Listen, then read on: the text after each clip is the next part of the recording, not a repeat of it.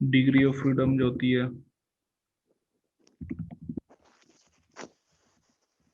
वो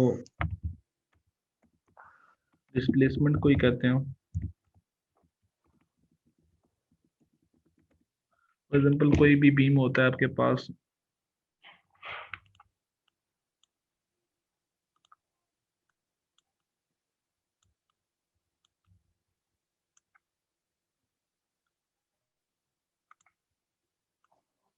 तो उसमें आपके पास जो, अगर ये आपके पास इतना लोड लग रहा है,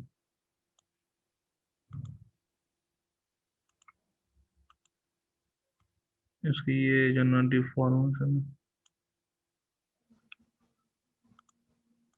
तो अगर हम कोई भी पॉइंट ले लेते हैं तो हर पॉइंट में आपके पास सिर्फ दो ही ऑप्शन है कि या तो वहां पे डिफ्लेक्शन होगी, ठीक है ना, या तो वहां पे रोटेशन। तो ये दोनों जो चीजें होती है ना, ये उस बीम की क्या होती है आपके पास, ये डिग्री फ्रीडम होती है कि या तो वहां पे डिफ्लेक्शन होती है, तो या तो वहां पे आपके पास रोटेशन होती है।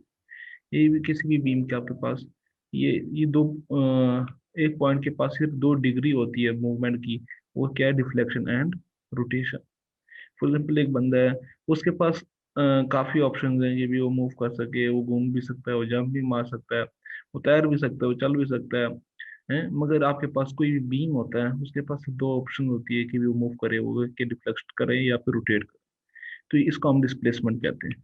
डिस्प्लेसमेंट के अंदर ही आपके पास फर्दर होता है आपके पास डिफ्लेक्शन, जिसको हम डेल्टा भी कहते हैं, और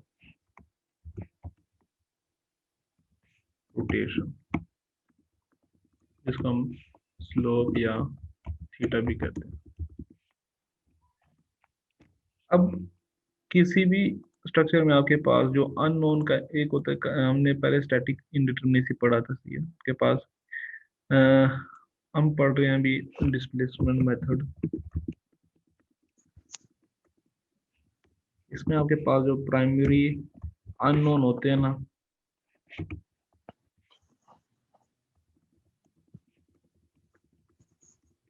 और किसी को पूछना है वैसे ही ऑन हुआ है।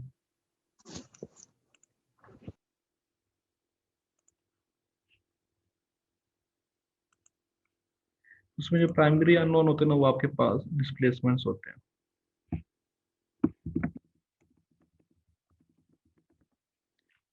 मगर आपके पास जो फोर्स मेथड था,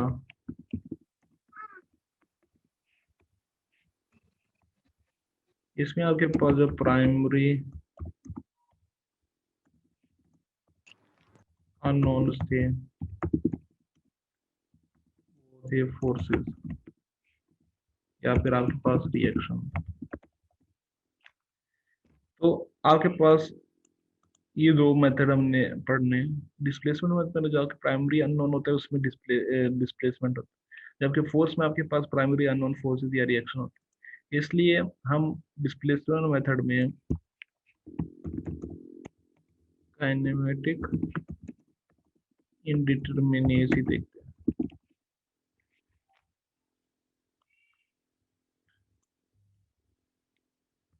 जबकि इसमें हम स्टैटिक इंडिटरमिनेसी देखते हैं। तो आपके पास ये दो डिफरेंट मेथड है, सही है ना। इसमें हम स्टैटिक इंडिटरमिनेसी देखते हैं, तो इसमें हम काइनेमेटिक इंडिटरमिनेसी देखते हैं। तो काइनेटिक डिस्क में मैंने बताया, आपके पास डिग्री ऑफ फ्रीडम, आपके पास हर पॉइंट में दो पॉइंट वो या तो डिफ्लेक्ट कर सकता है, रोटेट कर सकता है। इसी तरह आपके पास हर जो पॉइंट है, उस इसको हम डिस्प्लेसमेंट भी कहते हैं। काइनेटिक इंडिटरमिनेसी क्या होती है कि अननोन डिग्री ऑफ डिस्प्लेसमेंट जो होते हैं, उसको हम कहते हैं काइनेटिक इंडिटरमिनेसी। फॉर एग्जाम्पल हम इस बीम की अगर बात करते हैं, तो इसमें इनफाइनाइट नंबर ऑफ पॉइंट्स है, और हर पॉइंट की डिफ्लेक्शन और रोटेशन आ रही है। तो इसका मतलब है इस पॉइंट, इस स्ट्रक्चर के कितने इंटरफेरेंस है, काइनेटिक इंटरफेरेंस पास अननोन्स बहुत ज्यादा है, तो आपके पास इनफाइनाइट डिग्री ऑफ इसके काइनेमेटिक इंडिटरमिनेसी है। तो इसलिए हम क्या करते हैं, हम सिर्फ नोड्स पे जो ना वो डिग्री ऑफ फ्रीडम चेक करते हैं, हम सिर्फ नोड्स पे चेक करते हैं। नोड्स क्या होता है आपके पास, इस 4 पॉइंट्स को हम नोड्स कहते हैं। या तो वो ज्वाइंट हो, या तो वो सपोर्ट हो,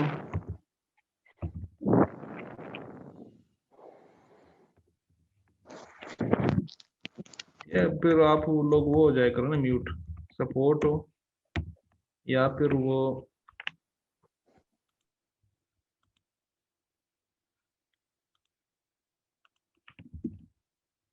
ज्वाइंट हो, सपोर्ट हो, या फिर एंड ऑफ द मेंबर हो, या फिर आपके पास done change in cross section area हो। हम सिर्फ इन्हीं पॉइंट्स पे के अंदर पे हम क्या कहते हैं, इनडिटरमिनेसी चेक करते हैं, सॉरी डिस्प्लेसमेंट चेक करते हैं, तो हमारे पास उस स्ट्रक्चर की फिर वही काइनेमेटिक इंडिटरमिनेसी होती है। हम तमाम पॉइंट्स पे नहीं चेक करते, हम सिर्फ नोड्स पे चेक करते हैं। नोड्स क्या होता है, आपके पास ज्वाइंट्स हो, सपोर्ट्स हो, end of the member, sudden change in cross section area हो, तो उन पॉइंट पे जो आपके पास अननोन चेक करते हैं, फिर उसके बाद स्ट्रक्चर का देखते हैं भी कितनी अननोन डिग्री ऑफ फ्रीडम है, तो फिर वो हम वही इसकी काइनेमेटिक इंडिटरमिनेसी। यहाँ तक किसी को ना ये समझिए, पिछला ही मैं थोड़ा सा रिपीट करवाया।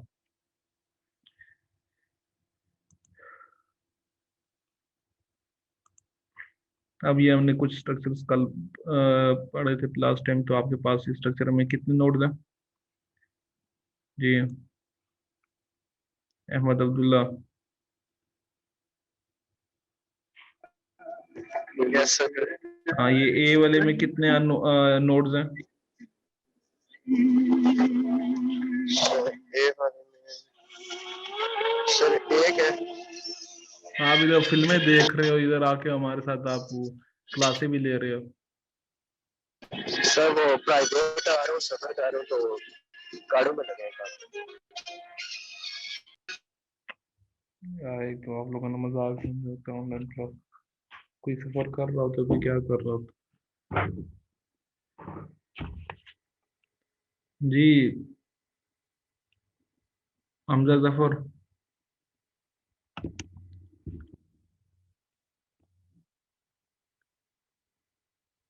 हमजा, जी सर। हाँ बताओ, ए वाले में कितने नोड्स हैं? सर 2 है। और अननोन डिग्री ऑफ फ्रीडम कितने, अननोन डिस्प्लेसमेंट कितने हैं इसमें? जी सर। काइनेमेटिक इंडिटरमिनेसी कितनी होगी इसकी?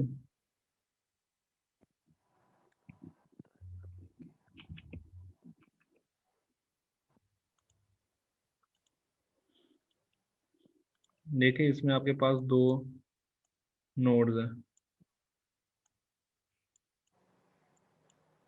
तो हम इन 2 नोड्स पे ही चेक करेंगे कि भी आपके पास अननोन डिस्प्लेसमेंट कितने हैं। अब पहला वाला रोलर, रोलर पे आपके पास डिफ्लेक्शन तो नहीं आती,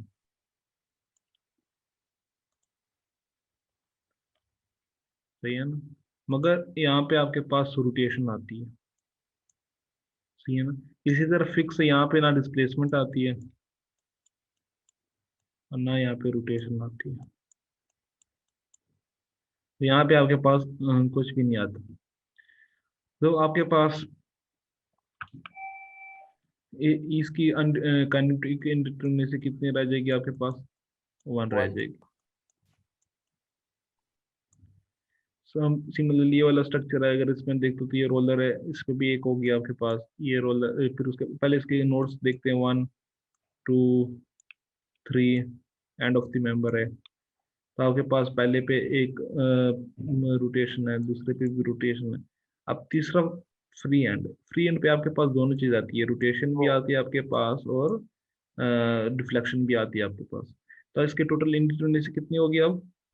4 हो गए। 4। इसी तरह आपके पास ये फिक्स एंड, सॉरी ये फ्रेम होती है, अब 1 2 3 4, 4 इसके आपके पास वो है पॉइंट्स है, इसमें नोड्स है आपके पास, तो आपके पास पहले क्योंकि फिक्स इस पे 0 होगा, दूसरे पे आपके पास ये रिजिड कनेक्शन है, इसमें दोनों आते हैं, इसमें आपके पास डिफ्लेक्शन भी आती है और रोटेशन भी आती है। इसी तरह तीसरे में भी आपके पास डिफ्लेक्शन और रोटेशन आएगी, और इस पे कोई नहीं आएगी। तो टोटल कितनी रहेगी? 3 रह जाएंगे सर इसमें। वैसे तो 4 बनते हैं, मगर हम ये कह वैसे सकते 4 हैं, है लेकिन हाँ, 3 हो जाएंगे। और हम ये कह सकते हैं ये दोनों आपके पास क्या है, ये इक्वल है, ठीक है। क्योंकि आपके पास ये जितना ये यहाँ से इतना पुश हुआ है, आगे इसी भी उतना ही आगे पुश होगा। ये तो थोड़ी सी चलो सिंपल थी आपके पास। अगर फॉर एग्जांपल डिफरेंट चीजें आ जाती हैं, हम बात कर, चलो ये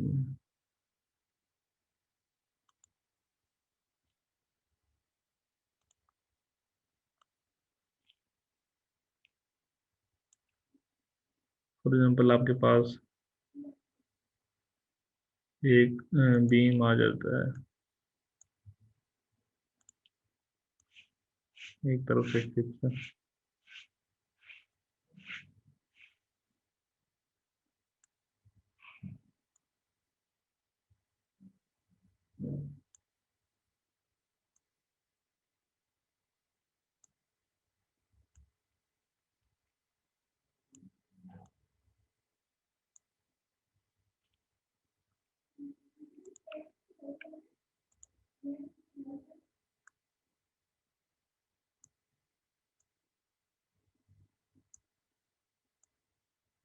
और उसके अंदर एक इंटरनल स्लाइडर लगा हुआ, इसको हम कहते हैं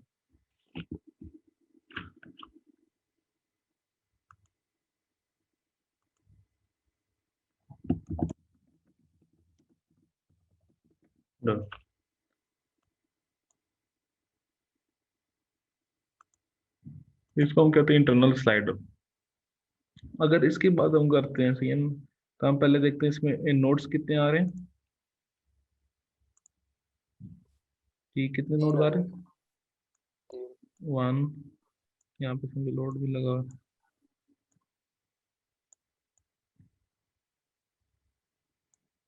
2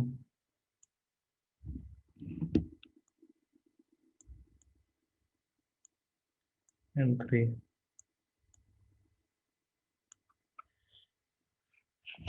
तो आपके पास ऐसा जो स्ट्रक्चर होता है, ये आपके पास ये एक इंटरनल स्लाइडर। अब इंटरनल स्लाइडर किस तरह वो करता है, मोशन करता है। फॉर एग्जांपल मैं यहाँ पे बनाता हूँ, इंटरनल जो स्लाइडर होता है वो कुछ इस तरह मूव करता है।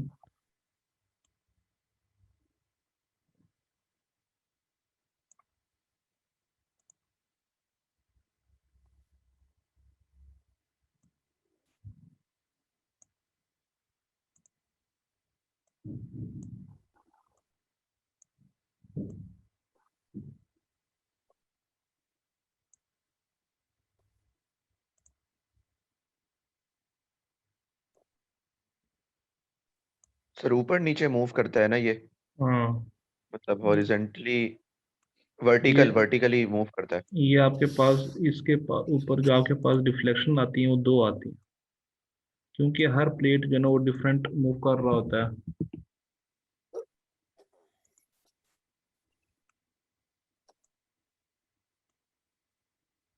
तो इसमें आपके पास 2 डेल्टा आते हैं,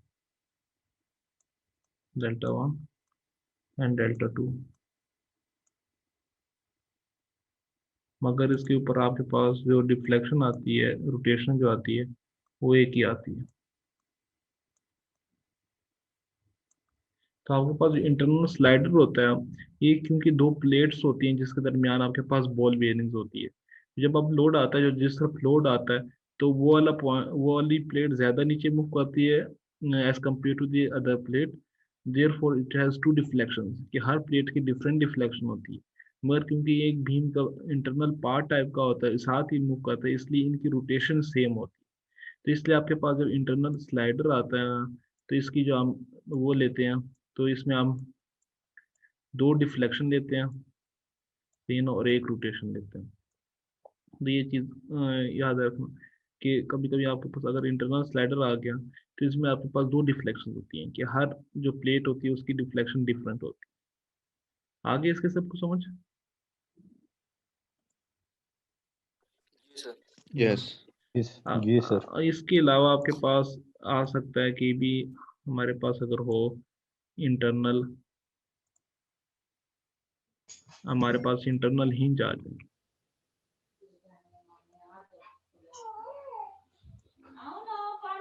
मेरी बेटी इतने काम करती है तो ऐसे ही सारे। अगर हमारे पास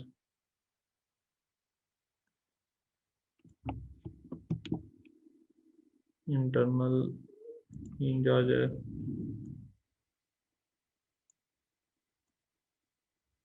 तो इसमें क्या हिसाब होता है कि इस पे फॉर एग्जाम्पल अगर आपके पास लोड लगा हुआ है तो इसके अगर हम डिफ्लेक्शन डायग्राम बनाते हैं तो ये कुछ इस तरह डिफ्लेक्ट होता है।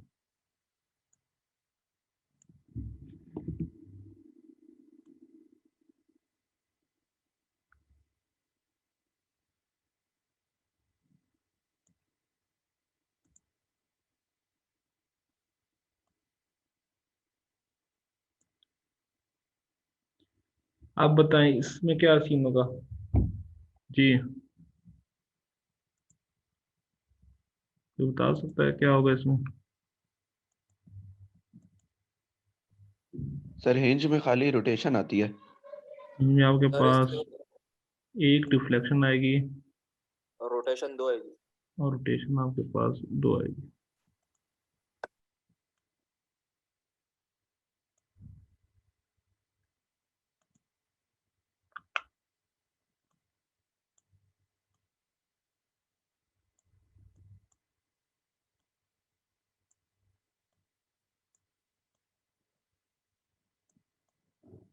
कि जिस तरफ लोड डलता है, क्योंकि हिंज होता ही आपके पास जैसे आपने दरवाजा डोर देखा होगा, मैंने एक आपको पहले भी एग्जांपल दी थी कि जो डबल हिंज की डोर होती है, ठीक है, फॉर एग्जांपल ये आपके पास डोर है और इसके दरमियान में आपके पास जो है ना वो हिंजेस लगे हुए हैं।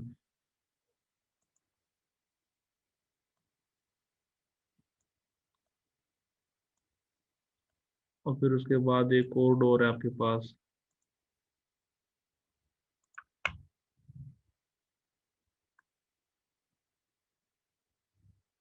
तो आपके पास इन दोनों की फॉर एग्जांपल हम किसी भी पॉइंट से अगर हम ऊपर से देखते हैं इसको, ये ना ऊपर से हम देख रहे हैं इसको, तो फॉर एग्जांपल ये आपके पास होता है और ये बीच में इसके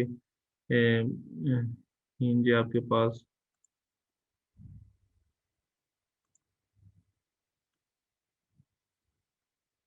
मैं ऊपर से देख रहा हूँ इसको, ये दीवार के साथ फिक्स हुई है। तो अगर हम देखें कि इन इसको अगर हम पुश करेंगे कहीं पे भी, सही है ना, इसको हम कहीं भी आप मूव करेंगे तो ये दोनों जो रोटेशन है ना ये सेम नहीं रहती, सही है ना। इस इवन हम इसको जो है ना लॉक भी कर सकते हैं, फिर उसके बाद सिर्फ इसको मूव भी कर सकते हैं, मगर ये नामुमकिन है कि भी इसकी डिफ्लेक्शन दो हो, क्योंकि डिफ्लेक्शन हमेशा इसकी एक ही होगी, ठीक है ना। तो इंटरनल हिंज का भी यही सीन होता है आपके पास कि ये आप जब मूव करते हैं, इसकी जब लोड आती है तो ये आपके पास जिस तरफ लोड आता है या जिस तरफ लोड नहीं आता है तो इसके मुताबिक और दूसरा ये लेंथ के मुताबिक इनकी जो रोटेशन है ना वो डिफरेंट होती है, मगर इनकी डिफ्लेक्शन जो है ना वो एक ही होती है। इस बात की आई है सबको समझ। हेलो। जी सर। यस हैं, सर। तो आपके पास जो इंटरनल हिंज यस। होता है आपके पास इसमें दो रोटेशन आती है और एक डिफ्लेक्शन होती है, जिसका मैंने एग्जांपल दी कि आपके पास डबल हिंज की जो डोर होती है इसमें आपके पास एक इंटरनल हिंज भी लगा होता है, तो आप उसको मूव करोगे तो उन दोनों की जो रोटेशन होती है ना वो सेम नहीं होती है हमेशा। अगर हम ऊपर से देखेंगे तो इन दोनों का जो एंगल होगा वो सेम नहीं रहेगा हमेशा, बल्कि डिफरेंट ही रहता है। जिस तरफ लोड होता है इसका हमेशा ज्यादा एंगल होता है बनिस्बत इसके, मगर इनकी रिफ्लेक्शन सेम होती है। ये नहीं होता कि आपके पास हिंज स्प्लिट हो जाए और ये डिफ्लेक्शन इसकी ज़्यादा कम हो जाए। हम इन सब को अपने जितना भी हमने अभी तक पढ़ा है इसको अगर समराइज अगर करें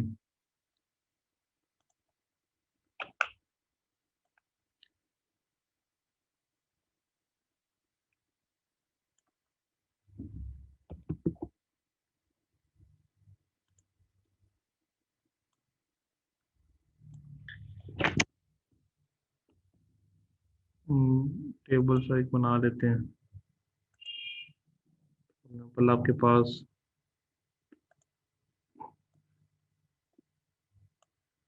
सपोर्ट्स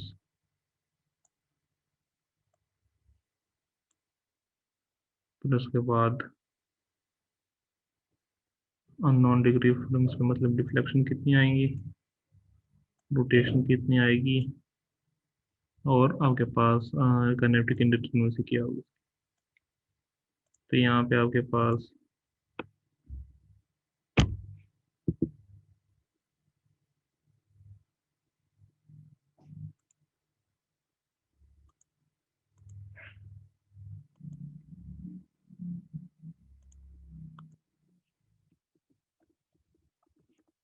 सपोर्ट, इसमें आपके पास जॉइंट, इसमें आपके पास डिफ्लेक्शन कितनी आएगी,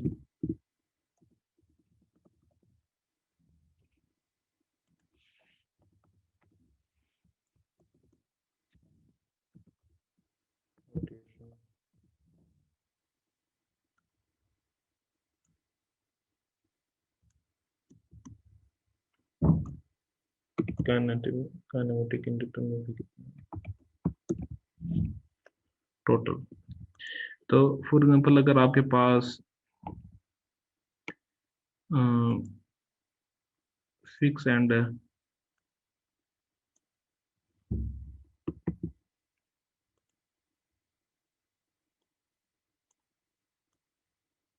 तो बताएं इसमें डिफ्लेक्शन कितनी आएंगी जी।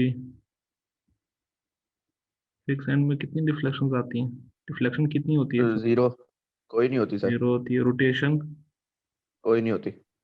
काइनेटिक इंडिटरमिनेसी कितनी हो गया फिर आपके पास 0 0। 0 इसी तरह आपके पास अगर पिन या रोलर आ जाता है,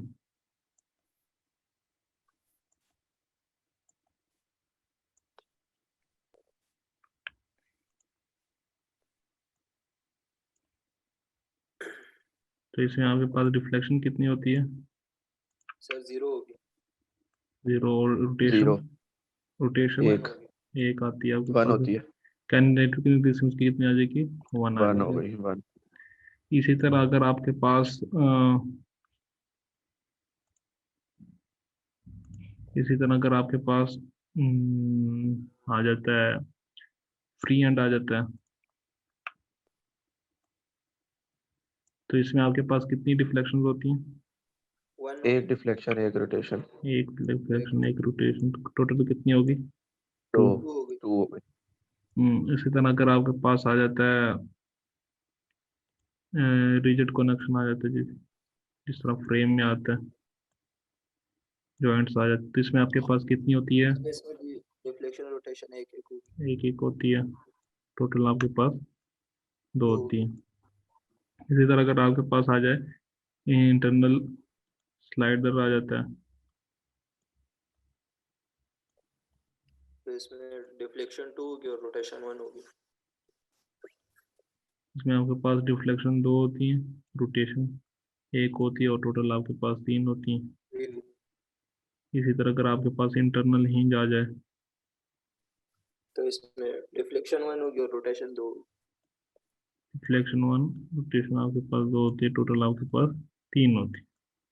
तो ये एक समरी हमने जब तक जितना पढ़ा हुआ कि भी फिक्स पे आपके पास कोई नहीं होती, पिन रोलर पे एक रोटेशन आती है, फ्री हैंड होता है आपके पास, डिफ्लेक्शन रोटेशन एक एक होती है। इसी तरह इंटरनल रिजिड जॉइंट आ जाए तो वो भी एक एक होता है। इंटरनल स्लाइडर आ जाए तो उसमें आपके पास दो आपके पास इसमें डिफ्लेक्शन आती है और एक रोटेशन आती है।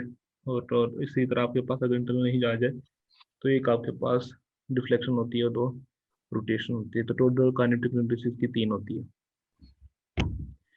चलो मैं आपसे एक क्वेश्चन पूछता हूँ।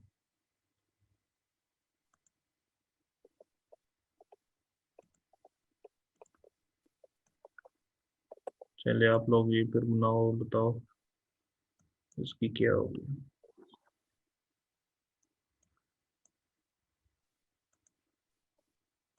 फॉर एग्जाम्पल आपके पास एक फ्रेम है।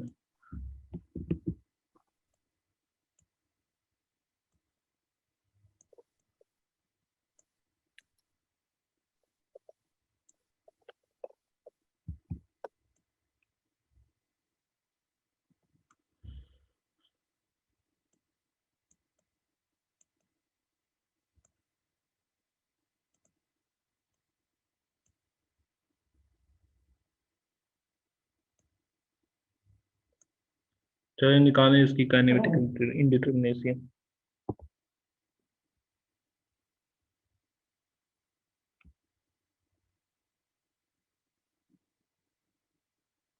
जी कितनी होगी इसकी? 4 5 होगी, लेकिन 5 होगी सर। अच्छा पहले हम इसके नोट देखते, कितने नोट है? 1 1 2 3 4 5 2 3 4 3 5 5। 4 5। हम इसकी डिफ्लेक्शन डायग्राम भी बना लेते हैं।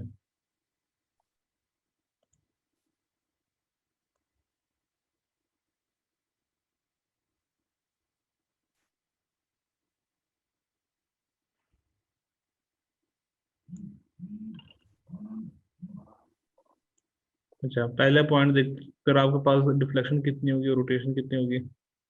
0 कुछ भी नहीं होगा सर, 0 दूसरे 0। पे एक रोटेशन दूसरे आएगा, दोनों चीजें होंगी। पे तीसरे पे भी रोटेशन आएगी। ये रोटेशन ना सारी सेम होती है जॉइंट्स। इधर भी रोटेशन आती है, इधर भी 0 है आपके पास। तो टोटल इस पे ना 3 आती हैं। अच्छा अब आप लोग ये सोच रहे हो कि यार ये इंटरनल रिजिड जॉइंट है, इस पे आपने डिफ्लेक्शन नहीं ली ना? जी सर। हाँ मैं आपसे मतलब इसमें डिफ्लेक्शन इसलिए नहीं आएगी आपके पास क्योंकि यहाँ पे आपने हॉरिजॉन्टल इसकी जो मोशन है वो रिस्ट्रेन कर। फॉर ठीक हो गया। एग्जाम्पल आपके पास आपकी जो जो यूनिवर्सिटी में बेंचेस ऐसे ही हैं, ये आपने बेंच रखा हुआ। अब इस बेंच को आपने ये यहाँ पे आके ना ये इधर से दीवार के साथ इसको फिक्स किया। अब यहाँ से आप जब लोड लगाओगे इसके ऊपर तो क्या ये आपके पास यहाँ पे डिफ्लेक्शन शो करेगा? नहीं, नहीं आएगी सर। नहीं, बल्कि या तो ज्यादा आपने लोड डाले तो ये क्या हो जाएगा, बैंड हो जाएगा। सही है ना? जी। तो इसी तरह आपने जब यहाँ पे लोड लगा रहे हैं, कहीं भी लोड लगा रहे हो, जब इसने आगे यूं पुश होना है तो इसने भी आगे पुश होना है, और जब इसने आगे पुश होना तो इसने भी आगे पुश होना है। मगर क्योंकि यहाँ पे आके आपने इसकी जो मोशन है उसको रिस्ट्रेन कर लिया, वही है, इसको मोशन को रिस्ट्रेन कर लिया, इसलिए इसको हॉरिजॉन्टल जो डिफ्लेक्शन है वो नहीं आएगी। सिमिलरली जिस सर, तरह, अगर इधर हिंज की जगह रोलर होता, हाँ तो तो फिर फिर तो ये आती, आगे मूव कर जाता। फिर आती, फिर उसके बाद इसमें यहाँ पे भी डिफ्लेक्शन आती, और पीछे दोनों यहाँ पॉइंट पे पे भी भी आती। आती, और यहाँ पे भी आती, तो टोटल इसमें हो जाती 1 2 3 4। बाकी सेम होती ना, जी। तो आपके पास 4 होती। तो ये आप डिपेंड करता है, कभी कभी स्ट्रक्चर में आपके पास इस तरह भी केस आ सकता है कि भी वहाँ पे पे आपके डिफ्लेक्शन को रिस्ट्रेन किया। फॉर सिमिलरली जिस तरह वर्टिकल डिफ्लेक्शन को हमने रिस्ट्रेन किया, कभी हमने नहीं देखा कि भी इसकी डिफ्लेक्शन यूं करके आई हो, ये ना यहाँ पे डिफ्लेक्शन आ रही है। उसकी वजह क्या है कि वर्टिकल में हमेशा नीचे ना कोई सपोर्ट हुई होती, तो इसलिए आपके पास वर्टिकल भी ये अपने पॉइंट को नीचे छेड़ता। या हम आगे इसके बारे में क्वेश्चन भी करेंगे, इसको हम कहते हैं स्वे नॉन स्वे फ्रेम। स्वे वो फ्रेम होता है जो जिसमें आपके पास जो पॉइंट्स होते हैं वो ओरिजिनल पॉइंट्स पे नहीं रहते, और नॉन स्वे वो होते हैं जो आपके जिस तरह ये स्ट्रक्चर है जिसमें आपके पास ये ओरिजिनल पॉइंट्स पे हो, तो उसको नॉन स्वे करते आगे पढ़ेंगे। तो कुछ ऐसे भी पॉइंट्स आ सकते हैं आपके पास। किसी को यहाँ तक कोई इशू हो?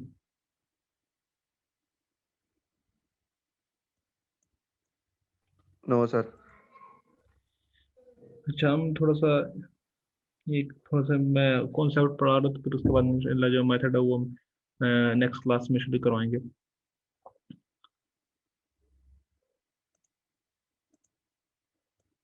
फॉर एग्जाम्पल आपके पास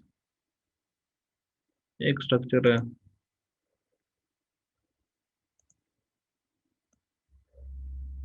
ये आपके पास फिक्स है, इसके पास इंटरनल हिंज लगा हुआ है।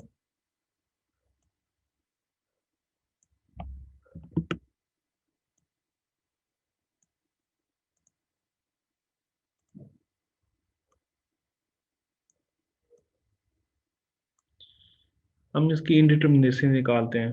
तो आपके पास फॉर एग्जाम्पल मैं इसी को एक ही स्ट्रक्चर लेता हूँ, मतलब 1 2 3 4 5।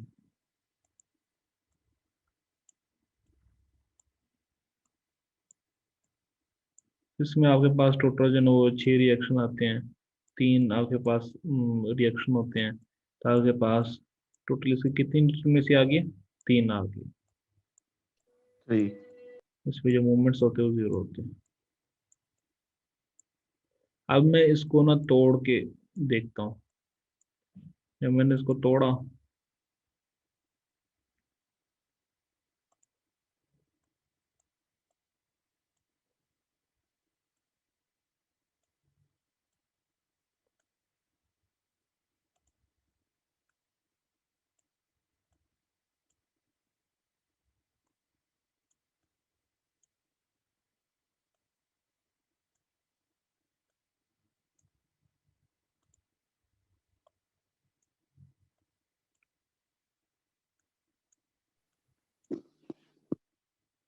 मूवमेंट यहाँ पे 0 होते हैं इसमें। अब मुझे बताओ कि इस टोटल कितने अननोन्स हो गए, 1 2 3, ये दोनों इक्वल एंड ऑपोजिट डायरेक्शन में थे, 4 5 6 7। तो आपके पास 7 अननोन्स है इसमें। और इक्वेशंस आपके पास कितनी है, 3 यहाँ पे यूज होंगी और 3 यहाँ पे यूज होंगी।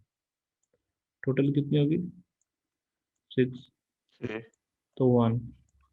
तो इसके मतलब में सिर्फ इसकी 1 डिग्री ऑफ इंडिटरमिनेसी, इसलिए हम यहाँ पे एन क्या लेते हैं, 2 लेते हैं। तो आपके पास अगर इंटरनल हिंज आ जाता है, तो क्योंकि आपके पास इसको हम तोड़ के सॉल्व कर सकते हैं, तो इसलिए आपके पास इसकी, हम इसको तोड़ के सॉल्व करते हैं। अगर तोड़ के नहीं सॉल्व करेंगे तो इसके 3 फिर आपके पास एक इनडिटर्मिनेट स्ट्रक्चर होता है हमेशा, और उसकी फॉर एग्जाम्पल 3 इंडिटर्मिनेसी आ रही है, मगर जब इसको हमने तोड़ा तो इसकी इंडिटर्मिनेसी कम होगी, वो 1 रहेगी फिर। सही है ना। फॉर एग्जाम्पल इसी तरह सिमिलरली हम एक और क्वेश्चन करते हैं जिसमें हम रोलर लगा लेते हैं।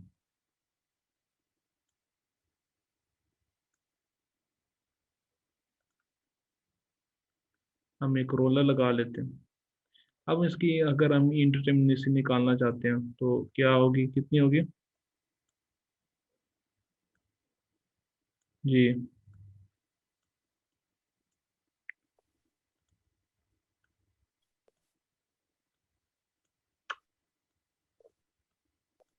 बताओ कितनी होगी। 2 सर। 1 2 3 4 5 6 7। 7 इसमें आपके पास हुआ है, 3 तो आपके पास ये कितनी आ गई, 4। तो ये आपके पास 4 डिग्री इसकी इंडिटर्मिनेसी है। सही है ना। ये बाय 4 डिग्री इंडिटर्मिनेट स्ट्रक्चर है। आगे इसको हम तोड़ के सॉल्व करना चाहिए। इसमें आपके पास यहाँ पे इक्वल एंड ऑपोजिट डायरेक्शन में मूवमेंट्स आते हैं। फिर इसको मैं तोड़ के सॉल्व करना चाहता हूँ।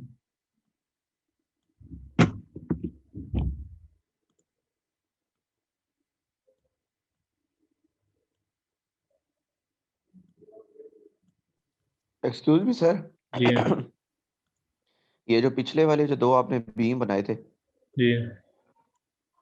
तो सर ये आपने सेम ही बनाए थे ना इसमें? इन दोनों की बात कर रहे हैं। ये जो किन दोनों की? जी जी सर। हाँ, तो ये इसमें भी तो 1 2 3 4 5 6 7 होनी चाहिए ना सर? ये 7। ऊपर ऊपर ऊपर, जो इधर 1 2 6 माइनस 3 3 लिखा है, इधर 7 4 माइनस 5 3, 6, हाँ सॉरी 7 होना चाहिए। और नीचे 8 हो जाने चाहिए। सही बात। 3 4 5 6 7, नहीं 7 नहीं रहने चाहिए नीचे, क्योंकि ये दोनों equal and opposite in direction में होते हैं। ठीक है ठीक है तो सर। यहाँ पे आपके पास 7 - 3 4 आ जाएगा, और वहाँ पे 1 रह जाएगा। मतलब आपके पास में डिफरेंस जो आ रहा है ना वो इस 3 में आ रहा है कि यहाँ पे 3, यहाँ पे 6 हो गया आपके पास, यहाँ पे 3 सर इक्वेशन लेकिन जब अलग। हम उसको दरमियान से काटेंगे जी तो हम इन दोनों जो इक्वल एंड अपोजिट है इनको अलग अलग डील नहीं करेंगे? नहीं, मतलब डील इसलिए अलग, फॉर एग्जाम्पल आपने जब इसको सॉल्व करेंगे 3 इक्वेशंस आ जाएंगी, इसमें भी आप इसको भी सॉल्व करेंगे 3 इक्वेशन यहाँ से आ जाएगी, उसमें जो ये वैल्यू आप सेम रखोगे तो आपके पास टोटल 6 इक्वेशन होंगी, और उसमें जो अननोन्स होंगे ना वो आपके पास 7 होंगे, इसको आपने सेम जी रखा सर। होगा, सही है ना। जब आप sigma F X, sigma F Y, sigma M equal to 0 लेंगे तो फॉर एग्जाम्पल इसको आपने बी वाई का नाम दिया, इसका भी बी वाई का नाम दिया हुआ है।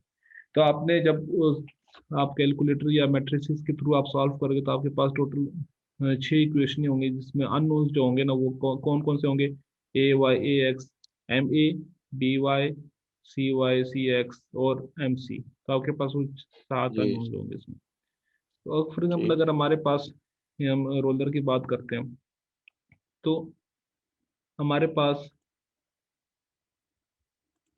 इसमें हम देखें तो वर्टिकल, हॉरिजॉन्टल,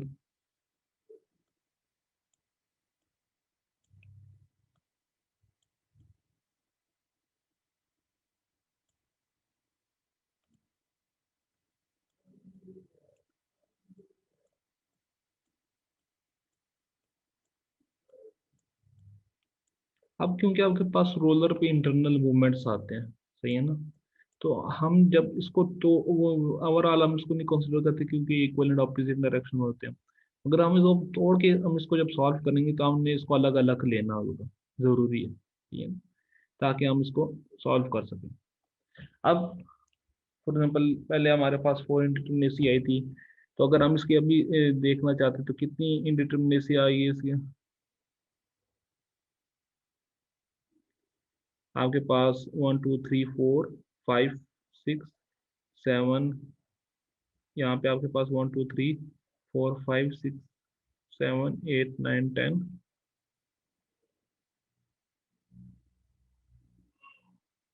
1 2 3 4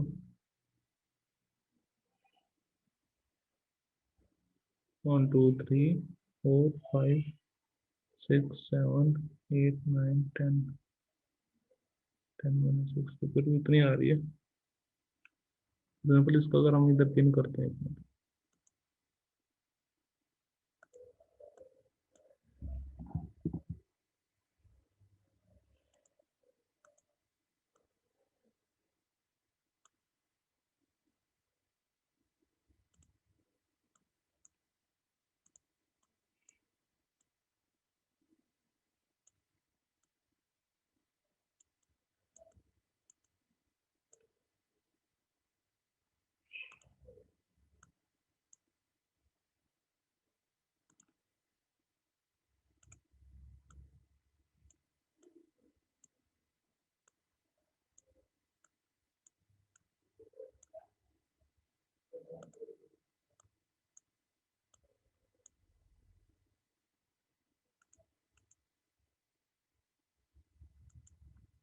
तो इसके हम देखते हैं टोटल 1 2 3 4 5 6 है, 6 - 3 इसके आई आपके पास 3। इसी तरह अगर इसको हम तोड़ के करना चाहते हैं,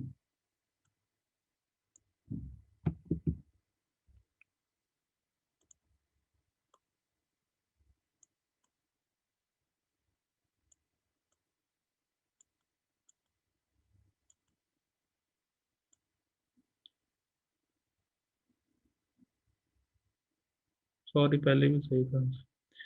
अच्छा, इसको अगर हम तोड़ के करना चाहते हैं तो आपके पास इसमें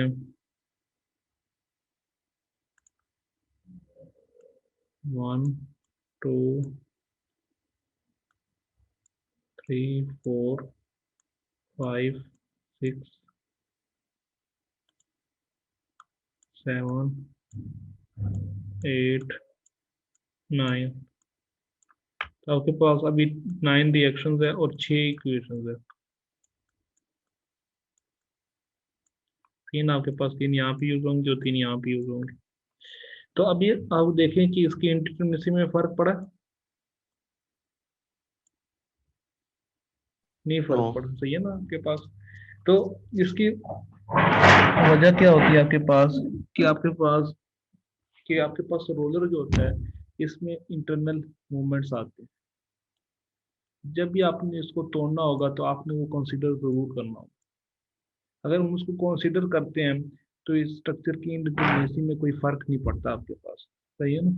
बल्कि मगर अगर इंटरनल हिंज की बात करते हैं उसमें अगर हमें इसको तोड़ना पड़े तो आपके पास रिएक्शन नहीं बढ़ती, सिर्फ इक्वेशन बढ़ जाती हैं। इसलिए इंडिपेंडेंसी में फर्क पड़ता है, इसमें हम नंबर ऑफ मेंबर्स 2 लेते हैं, जबकि रोलर इस स्ट्रक्चर में जो रोलर वाला है इसमें हम सिर्फ एक लेते हैं। उसकी वजह है आपके पास ये है कि इसको जब अगर हम तोड़ भी दें तो कोई इतना ज्यादा फर्क नहीं पड़ेगा, आपके पास वही इंटेंसी रहती है। तो आपके पास किसी भी स्लोप रिफ्लेक्शन मेथड जो हम आगे पढ़ेंगे इसमें आपको ये पता होना चाहिए कि भी आपके पास कहाँ कहाँ पे मूवमेंट्स आते हैं, कि भी इंटरनल मूवमेंट्स का आपको पता होना चाहिए। हम इन इंटरनल मूवमेंट्स की इक्वेशन निकालते हैं, फिर उसके बाद हम पूरे स्ट्रक्चर को सॉल्व करते हैं। मगर ये दूसरे सेंस में जब हम स्लो डिफ्लेक्शन मेथड पढ़ेंगे तो हम इसको स्ट्रक्चर को इस तरह करके सॉल्व करते हैं, सही है ना। मगर आपको पता होना चाहिए कि भी कब लेना है। इसी तरह अगर मैं आपसे फॉर एग्जाम्पल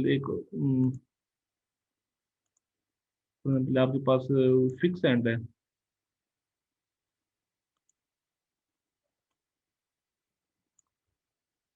आपके पास ये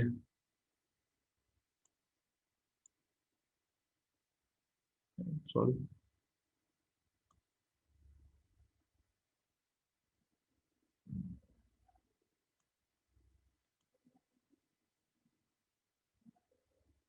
तो इसमें आपके उसमें ये पता होना चाहिए कि भी इंटरनल मूवमेंट से फॉर एग्जाम्पल आपके पास ये फिक्स एंड है और आपके पास यहाँ पे रोलर लगा हुआ है, तो क्या यहाँ पे मूवमेंट आता है? आता है ना यहाँ पे मूवमेंट? हेलो,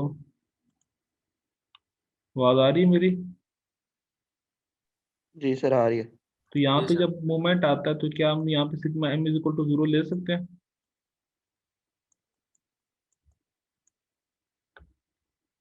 जी, क्या हम sigma M is equal to 0 ले सकते हैं यहाँ पे? जी यार यहाँ अरायान क्यों नहीं ले सकते? गूंगा बना हुआ है ये आपके पास। ये आपके पास यहाँ पे मूवमेंट ले सकते हैं हम, इसमें जब हम रिएक्शन निकालते तो यहाँ पे मूवमेंट लेके हम ये वाला रिएक्शन नहीं निकालते हैं। मगर जब हम sigma M is equal to 0 लेते तो हम इस मूवमेंट को कंसीडर करते हैं, क्योंकि हमें पता है ये वाला जो मूवमेंट है ये इसकी इक्वल एंड ऑपोजिट डायरेक्शन में लग रहा है, कि ये जो मूवमेंट ला रहा है इसको अपोज ये कर रहा है, सही है ना। इसलिए इसमें हम sigma M is equal to 0 ले रहे हैं। मगर एक फॉर एग्जाम्पल ये एक स्ट्रक्चर ये है, इधर आपके पास मूवमेंट्स आ रहे हैं तो इसको आप तोड़ के इसमें मूवमेंट नहीं लेते हो, सही है ना ये वाला। तो इसको मतलब है कि आप इधर जो 3 इक्वेशंस है उसमें sigma M is equal to 0 नहीं ले सकते, क्योंकि आपने इस मूवमेंट को कंसीडर नहीं किया। हाँ, अगर इस मूवमेंट को लेते हो तब आप sigma M is equal to 0 ले सकते हो, सिमिलरली जिस तरह आपने फिक्स पे किया। तो इसको हम जो है ना फिक्स एंड मूवमेंट भी कहते हैं दूसरे सेंस में, कि आपके पास ये एज अ फिक्स भी जब इसको अलग अलग कर लो तो ये जो ये आपका एज अ फिक्स एक्ट कर रहा होता है, सही है ना। तो इसको आप फॉर एग्जाम्पल एक स्ट्रक्चर ये है तो इसमें अगर मैं आपसे पूछूं कि कितने पॉइंट्स पे मूवमेंट आएगा तो आपके पास ये एक पॉइंट पे आएगा। अब कहाँ कहाँ पे मूवमेंट जीरो होते हैं, वो आपके पास दो कंडीशन होती हैं, कि जब भी आपके पास रोलर या पिन एंड पे आ जाए, सही है ना, बीम के, तो आपके पास वहाँ पे मूवमेंट जीरो होता है। और जब भी इंटरनल हिंजेस आ जाए तो वहाँ पे आपके पास मूवमेंट जीरो की इक्वल होता है। ये दो बड़े इंपॉर्टेंट पॉइंट्स है आपके पूरे जो आगे आ रहा है पूरा टॉपिक, उसके लिए बड़ा ये इंपॉर्टेंट पॉइंट्स है कि आपके कहाँ पे मूवमेंट्स को लेना है और कहाँ पे नहीं लेना। तो उसके लिए सिर्फ दो सिंपल क्राइटेरिया है, कि जब भी आपके पास रोलर या पिन का एंड आ जाए तो वहाँ पे मूवमेंट जीरो होता है, और जब भी आपके पास इंटरनल हिंज आ जाए तो वहाँ पे आपके पास मूवमेंट जीरो होता है।